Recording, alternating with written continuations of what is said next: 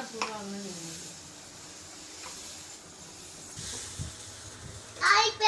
hi friends நீங்க நான் தோசை போறேன் தோசை வரேன் வர சட்னி தான் இல்ல அம்மா இங்க சட்னி ரெடி பண்ணிட்டு இருக்காங்க நான் தோசை ரெடி பண்றேன் நெய் ஊத்தல ஊத்தணும் மொறு மொறு தோசை விட்டா எப்படி இருக்கும் அது வேணா மொறு மொறு தோசை போடுறேன் அவ்வளோ வச்சுக்கீங்க இது இல்லம்மா கிச்சன்ல இடம் நெய் போட்டா நான் நெய் போட போறேன் இப்படி அழகாக தூவி விட்டோம்னா